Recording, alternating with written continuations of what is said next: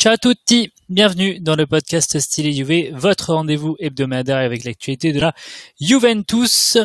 Aujourd'hui c'est l'épisode 29 et on va revenir sur la victoire de la Juve sur le Napoli, 2-1, des buts de Pjanic et Emre Can. Avec moi pour en parler ce soir, il y a notre community manager Raphaël. Salut. Et puis il y a le retour d'une touche de douceur dans ce podcast avec Émilie. Salut. Salut. Et donc la Juve qui s'est imposée hier soir contre le Napoli, je le disais, et qui met donc son dauphin à 16 points d'écart. On devrait se réjouir de ce succès, on devrait faire la fête parce que même moi qui suis plutôt pessimiste, là on peut le dire, on est pratiquement champion. Donc on devrait vraiment célébrer ce succès, et pourtant on a du mal à le faire parce que au-delà de la performance, il y a encore cette épée de Damoclès qu'est l'Atlético Madrid et cette obsession pour la Ligue des Champions. Émilie, je te laisse commencer. Comment tu as réagi à cette victoire de la Juve ? J'étais contente parce que malgré tout, on n'a jamais envie de perdre contre le Napoli, et encore moins chez eux. Mais malgré tout, c'est sûr que c'est pas l'enjeu le plus primordial. Moi, je voyais plutôt ce match comme une préparation plutôt au match contre l'Atlético, au match retour, puisque malgré tout, le Napoli, c'était quand même notre concurrent le plus sérieux au titre, et bien pour moi c'était un peu le match test pour voir si on savait réagir et si on était en train déjà de réagir par rapport aux dernières échéances qu'on a passées. On en parlera sûrement un peu plus tard, mais pour moi c'est pas encore trop le cas. Ouais, on va y revenir dans une seconde, mais avant ça, Rafa, quelle était ton humeur, ton mood un peu au coup de sifflet final hier soir ? J'avais un sentiment assez partagé, donc vu que j'ai fait vivre le match sur les réseaux sociaux de Style Juve, donc assez Juve sur Twitter bien entendu si vous n'êtes pas sur les réseaux sociaux. J'ai vécu une première période satisfaisante. On a produit du jeu, après on jouait à 10 contre 11, mais ça c'est une autre histoire. Mais on a produit du jeu où il y avait des transmissions de ballon, on a réussi à trouver nos milieux, qu'on a réussi à trouver nos ailiers derrière. Il y avait du jeu, il y avait du jeu, on s'est procuré quelques occasions, et j'ai vu un tout autre visage de la Juve en seconde période, lié en partie à l'exclusion de Pjanic, on voit bien quand Pjanic est là, la Juve roule, enfin la Juve tout roule, et quand il est pas là, on perd nos repères et on a du mal à se trouver, et le Napoli a très bien su exploiter cette faille. Ils ont directement marqué un but derrière, et puis ils nous ont mis dans le mal pendant les 30 minutes restantes, quoi. Du coup, j'étais j'avais un sentiment partagé. Je me dis, on a fait une bonne première période, mais en deuxième on a coulé. Alors le métronome, c'est bien sûr, le métronome c'est Pjanic en fait. Si Pjanic est là, on gère. Si Pjanic est pas là, on coule. Alors il a pris ce carton rouge qui lui fera manquer le match contre l'Udinese, donc il sera à pleine capacité contre l'Atlético. Et puis voilà, j'étais content, mais pas trop, un peu comme Émilie, un sentiment assez mitigé. Alors Émilie, elle l'a dit justement, ce match c'était un vrai test aussi en vue de l'Atlético Madrid, puisque c'est, on va dire, le match le plus difficile qu'on avait dans cette période entre l'aller et le retour. Et c'est vrai qu'à la mi-temps, moi j'étais presque un petit peu déçu, c'est-à-dire que la Juve elle mène 2-0 et elle est à 11 contre 10, et je me dis voilà, le Napoli est réduit à 10, c'est dommage, on va peut-être pas avoir le test qu'on espérait jusqu'au bout. Et là, effectivement, la seconde période commence très mal.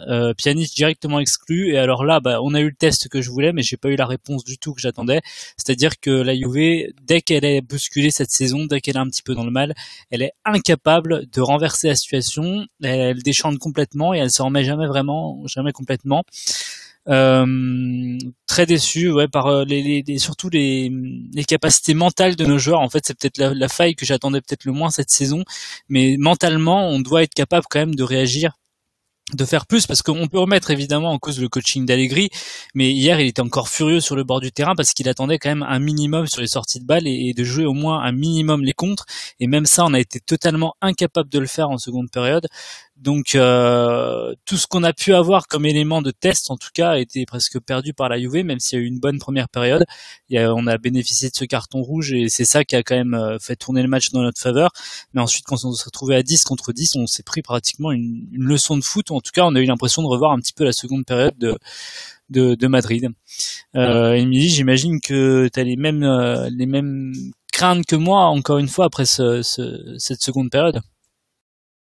Oui, carrément. Et pour moi, on a vraiment du mal à tenir 90 minutes de concentration dans un match, en fait. Il y a vraiment un déficit là-dessus. Aussi sur la mentalité, la concentration, enfin tout ça. Pour moi, il y a quelque chose qui tourne pas rond déjà sur ce plan-là. Donc je sais pas si c'est un manque de motivation ou si c'est un surplus justement de confiance, trop de confiance finalement, puisque en Serie A, on gagne tout le temps. Peu importe d'ailleurs la teneur des matchs, hein, à la fin, ça se finit quand même toujours bien. C'est un peu l'arbre pour moi qui cache la forêt.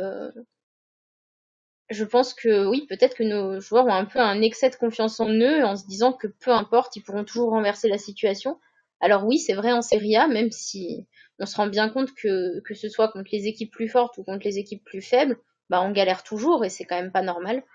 Donc maintenant, pour moi, c'est vraiment pas le match qu'on a fait contre le Napoli qui va empêcher Simeone de dormir. Et on est loin de lui donner des insomnies. Hein. Alors on espérait justement que cette période elle permettrait à la Juve de se remettre en place. Justement, on parle souvent dans ce podcast aussi de la Juve di Marzo, la Juve qui arrive vraiment à son pic de forme au mois de mars. Pour le moment, on en a l'air très loin. Rafa, qu'est-ce que tu as pensé de la formation alignée par Allegri, et notamment le fait qu'il a insisté sur l'absence de Dybala justement. Hier, il avait mis un trio Mandzukic, Ronaldo, Bernardeschi au final. Alors il y a l'exclusion de Pjanic qui a un petit peu bousculé tout son schéma, mais on n'a pas l'impression qu'il ait trouvé la formule sur ce match pour bien jouer contre Atletico. Quand j'ai vu la composition d'équipe, je me suis dit, ok, donc Allegri sort la grosse équipe en sacrifiant Dybala.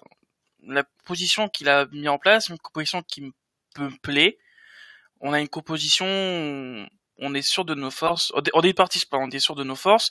On voit Alexandro Cancelo qui retrouve son côté droit, plus en le côté un peu plus en bas.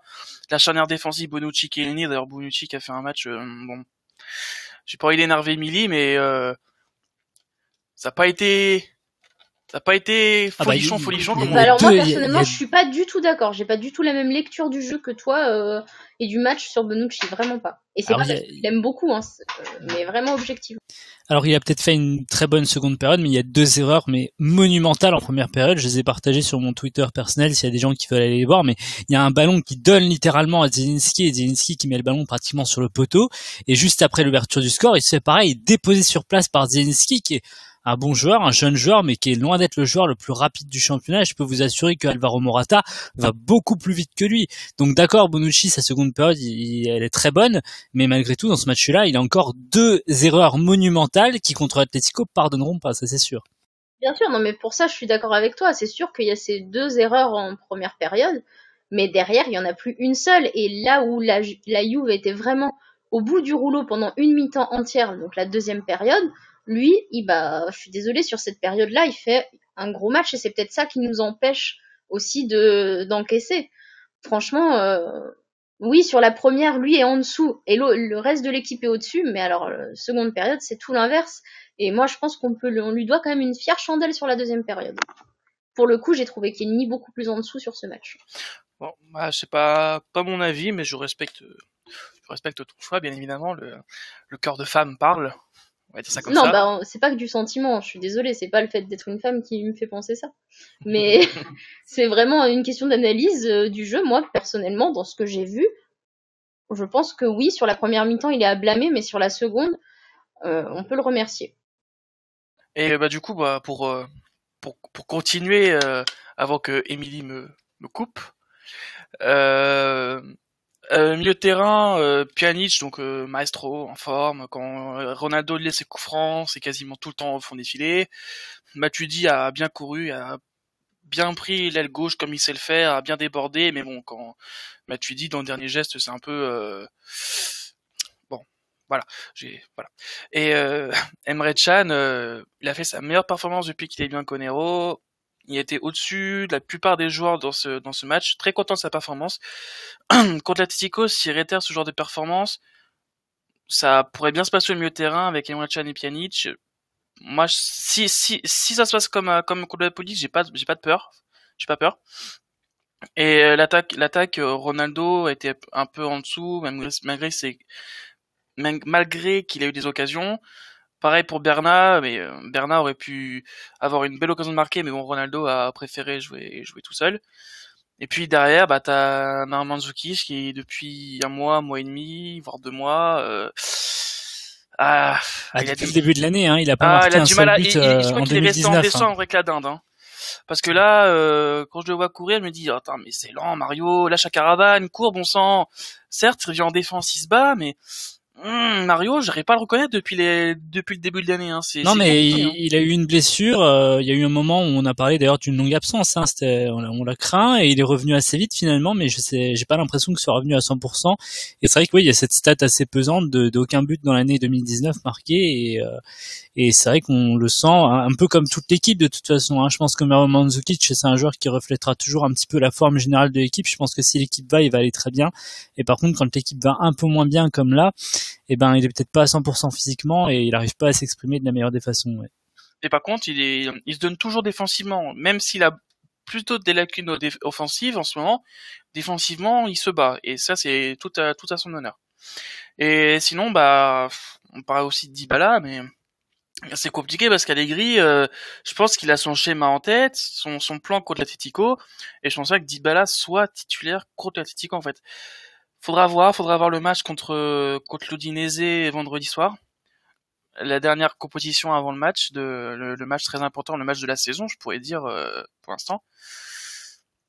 Mais faudra voir. J'ai du mal à voir Dybala titulaire mercredi prochain ou mardi prochain. Je crois que c'est mardi le match.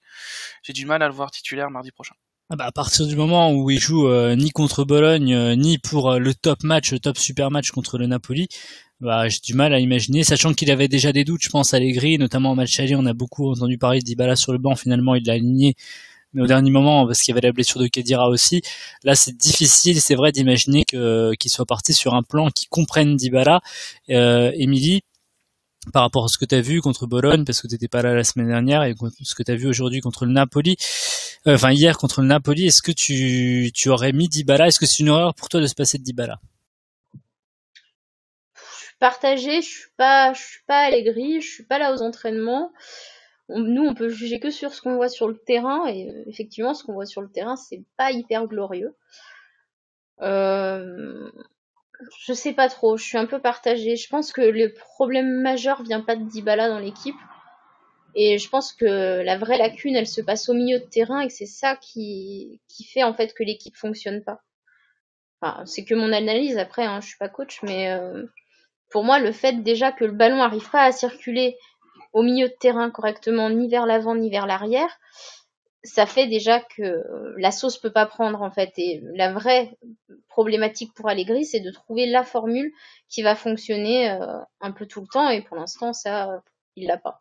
Ça a bien circulé pendant la période, toute la première période, ça a bien circulé, comme j'ai dit, entre les défenseurs et les milieux de terrain. Je trouve que ça a bien fonctionné, hein. C'était plutôt fluide par rapport à ce qu'on a l'habitude de voir, vu ce qu'on avait l'habitude de voir, quoi. Un mot sur l'arbitrage du coup, parce qu'il y a eu ce carton rouge pour Meret, il y a aussi eu ce penalty concédé par la Juve en fin de match. Bonne décision, mauvaise décision, qu'est-ce que t'en as pensé, Rafa? Alors, quand j'ai vu la première fois le carton rouge de Meret, avant l'action, on me dit Ronaldo, il y a ou carton rouge ou but. Il y a carton rouge. Quand j'ai vu la première fois l'action, d'ailleurs j'ai tweeté sur les réseaux, mais pour être tout à fait sincère, je vois pas où il y a carton rouge. L'arbitre aurait dû peut-être aller voir la VAR pour se faire un avis.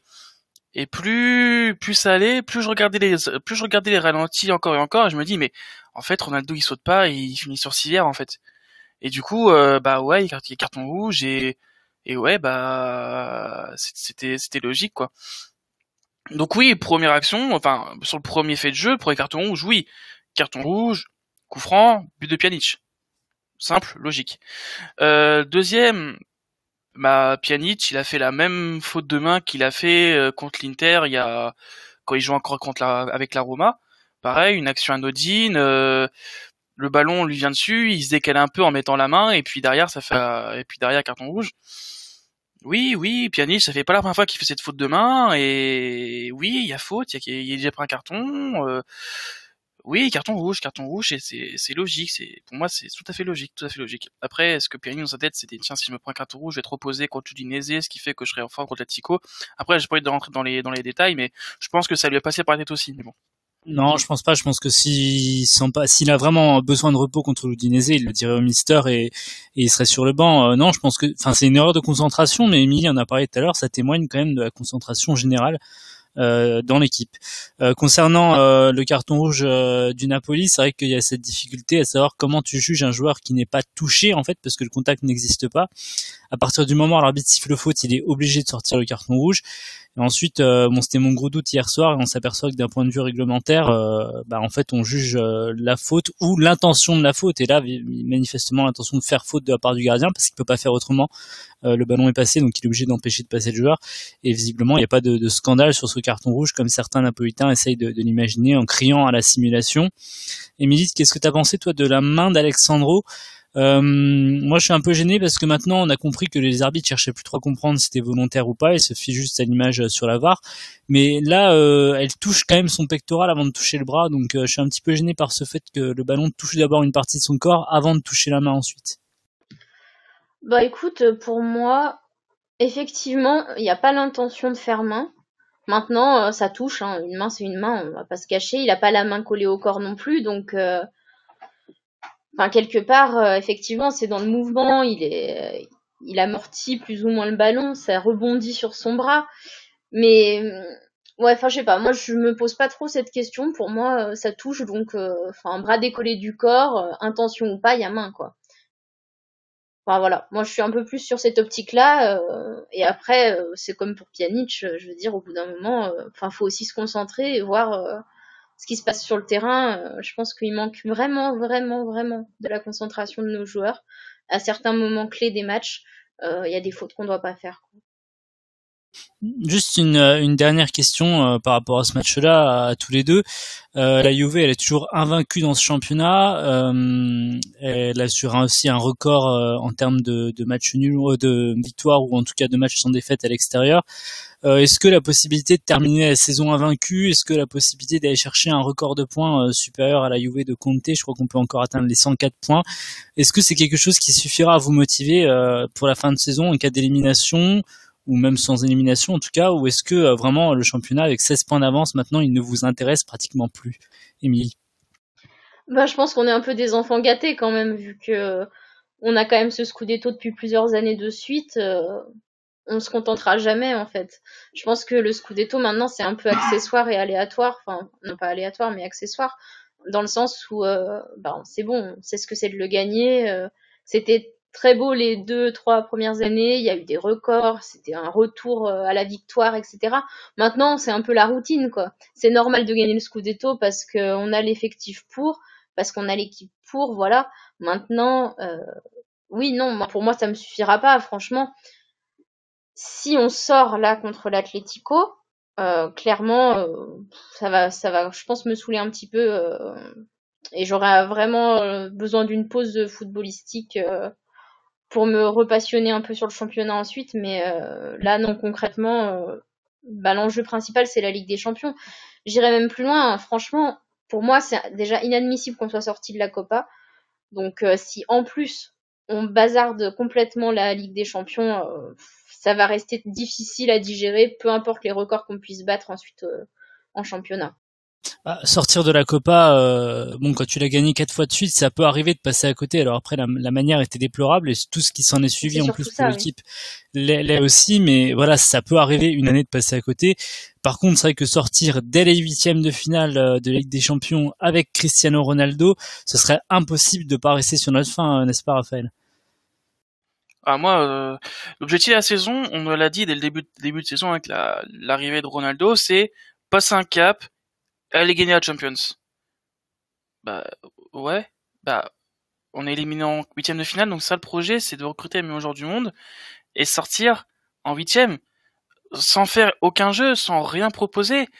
C'est pas possible. Moi, je me vois pas repartir la queue entre les jambes du match contre l'Atlético là dans 8 jours et me dire on est sorti mais on n'a rien fait, et c'est ça qu'on veut montrer au monde, c'est ça qu'on veut montrer à l'Europe, c'est ça le projet de la Juve, c'est d'un côté les meilleurs joueurs du monde, faire des recrues intelligentes et derrière sortir en huitième.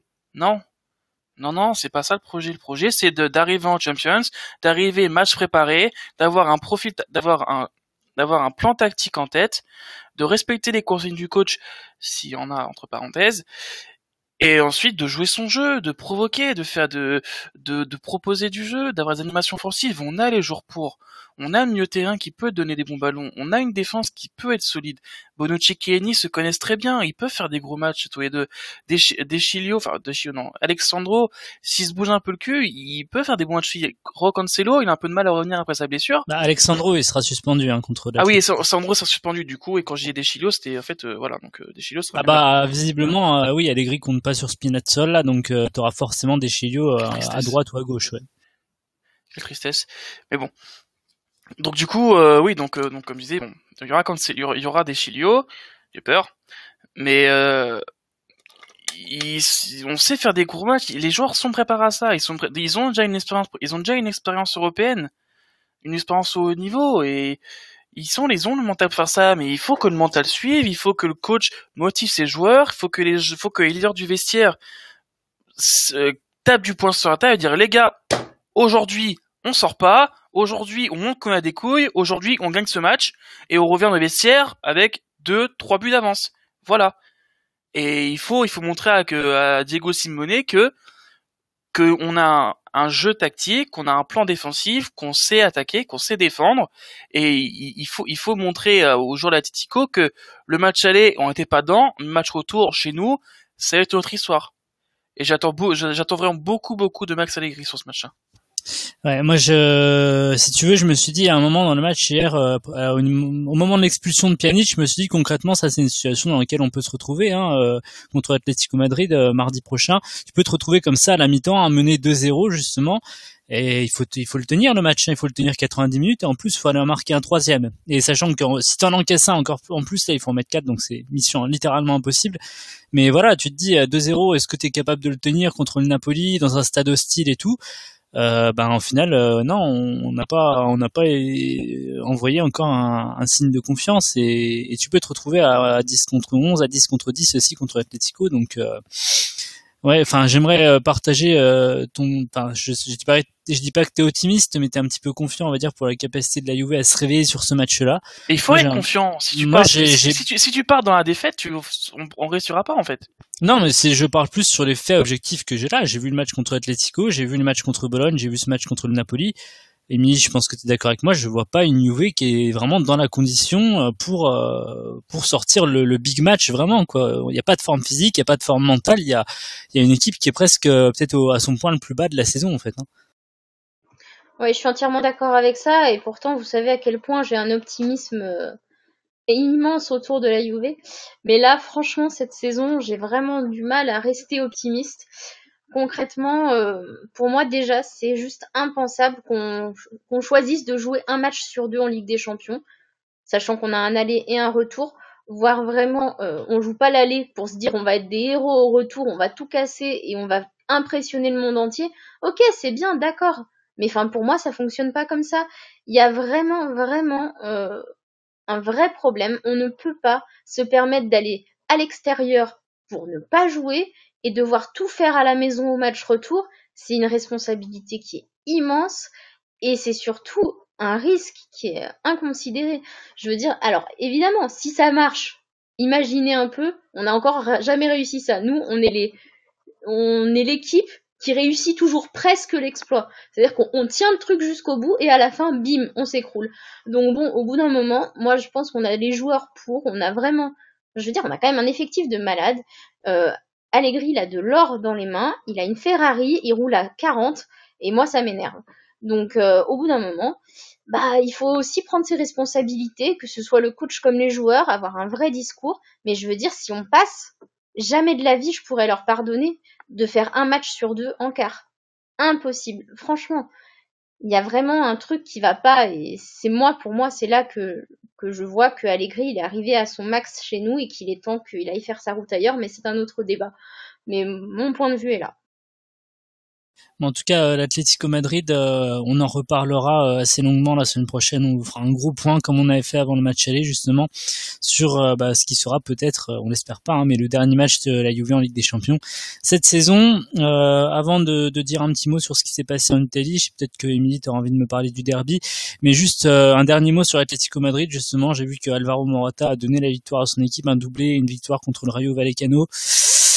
Ouais, il est beaucoup plus intégré dans l'équipe qu'il y a 3 semaines. Diego Costa sera pas là. Alvaro Morata, c'est pas un joueur que j'aime énormément, mais je lui reconnais quand même une grosse qualité de contre, et moi ça me fait très très peur. Déjà là, je suis déjà un petit peu en train de cauchemarder quand je vois encore Bonucci hier, comme je le disais tout à l'heure, lâché par Zielinski. Je me dis, s'il prend les accélérations de Morata, il a intérêt à le prendre de loin parce qu'il va falloir le suivre. Émilie, est-ce que tu veux me dire un mot sur le derby, ou est-ce qu'il y a autre chose qui t'a marqué? Ce week-end dans l'Italie, il y a encore eu beaucoup de buts et des matchs sympas, des petites défaites de l'Inter, ce genre de petites choses-là qu'on aime bien. Oui, il y a plein de choses à noter, effectivement. Donc, moi, ce week-end, j'ai pas eu trop le temps de regarder la Serie A par la Juve, donc je vais pas parler de ce que j'ai pas vu, mais effectivement, j'ai eu des échos de ce match entre la Lazio et la Roma. Cette victoire de la Lazio assez écrasante. Donc j'ai pas vu le match, je peux pas en parler réellement, mais d'après les échos que j'ai eus, c'était quand même assez catastrophique. Encore une fois, je suis un peu déçue parce que vraiment, moi, au début de la saison, je voyais vraiment la Roma comme l'outsider de cette Serie A avec Di Francesco et puis cet effectif quand même de qualité. Donc je suis un petit peu déçue quand même parce que il y avait quelque chose pour moi qui était prometteur, mais ça se concrétise pas. Donc j'espère quand même qu'en Ligue des Champions ça passera. Mais sinon, enfin, je trouverais très dommage que Di Francesco soit dégagé. Mais après, à voir vraiment avec aussi le rendement, quoi. Après, à côté de ça, moi, je veux quand même souligner le fait que Milan revient. Quand même, enfin, je voudrais saluer le travail de Gattuso parce qu'il a été beaucoup décrié, mais c'est quand même l'entraîneur qui a ramené l'âme du Milan plus ou moins à la maison, quoi, pour eux. Donc c'est vraiment à souligner, je pense, parce que il fait un travail quand même assez extraordinaire. Et puis rien que pour entendre ses perles en interview, moi je m'en délecte, c'est vraiment génial. Rafa, qu'est-ce qui t'a marqué ce week-end en Italie? J'en ai déjà parlé la semaine dernière, mais le Torino, encore une fois, 0-0 la mi-temps, 3-0 la fin, Sirigu impassable, Belotti 2 buts dans le temps additionnel, hein, c'est ça qui est quand même fou. 2 buts dans le temps additionnel, et les joueurs ils lâchent rien, ils veulent marquer. Retour Belotti qui marque son pour premier but de la saison, c'est pas premier but de la saison, c'est premier but depuis pas mal de temps. Zaza qui marque et qui fait une balle décisive. Ouais, le Torino, tout se passe bien. Ils en veulent et voilà ce que ça donne. Hein. Ils continuent de gagner. Là, ils sont dans la course pour l'Europe. Ils sont 7e avec 3 points de retard sur la Roma qui est 5e. Ouais, mais le Torino, c'est du sérieux. Il faut souligner le travail de l'entraîneur aussi qui sait mobiliser ses joueurs et bravo. Sinon, je souhaite aussi souligner le nouvelle défaite de l'Inter complètement merdique contre Cagliari. Voilà, hein, bravo aussi à Cagliari qui ont rien lâché, mais bon, apparemment j'ai vu quelques échos comme quoi l'Inter dans le jeu, ça ressemblait un peu à Frosinone, enfin sans offense, hein. Mais bon, voilà. Moi ça me réjouit de voir ce qui se passe, et puis derrière, comme avait souligné Emily, le Milan de retour. Après, c'est vrai que le but, le penalty accordé à Piatek et sur Piatek était un petit peu cocasse, mais on va pas le dire parce qu'on a eu quasiment la même chose avec Ronaldo ce week-end-là. Mais bon, moi vraiment, je suis vraiment impressionné par le Torino. Vraiment chapeau à eux. Et tu disais le Torino a égalité avec la Lazio, ils sont aussi à égalité avec l'Atalanta qui a joué un super match, qui a gagné 3-1 contre la Fiorentina.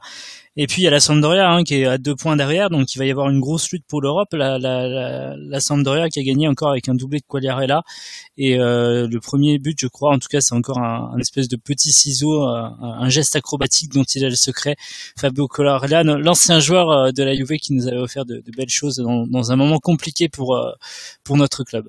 Et puis on souligne aussi que j'ai vu ça passer aussi dans Twitter, que si Di Francesco ramenait pas un résultat positif de Porto, il serait limogé, c'est bien ça? C'est ce que dit la presse romaine. Ouais, apparemment son avenir est conditionné par le match contre Porto. Ouais. À voir. On parlait de Sousa remplaçant, mais bon. Je trouve ça dommage que Di Francesco avait beaucoup d'espoir dans cet entraîneur-là et finalement il n'arrive pas à trouver la formule cette année. Voilà. Peut-être que le départ de Nainggolan a fait beaucoup de choses, je sais pas. Nainggolan a plus été poussé par la sortie parce que c'était un élément perturbateur visiblement, et puis par contre Paulo Sousa est annoncé du côté de Bordeaux, donc je sais pas trop. Je pense que c'est ça qui fait que Di Francesco reste si longtemps. Je crois que c'est parce qu'ils ont pas trop d'alternatives vraiment à trouver. On en parlera peut-être la semaine prochaine, hein. Peut-être que Di Francesco sera plus entraîneur de la Roma d'ici une semaine. En tout cas, rendez-vous donc la semaine prochaine pour le débrief du match contre l'Udinese et surtout la grosse preview de la demi-finale retour contre l'Atlético. Je vous souhaite à tous une bonne semaine, un bon match contre l'Udinese vendredi. Attention, le match est avancé justement. Ciao à tutti. Ciao. Ciao.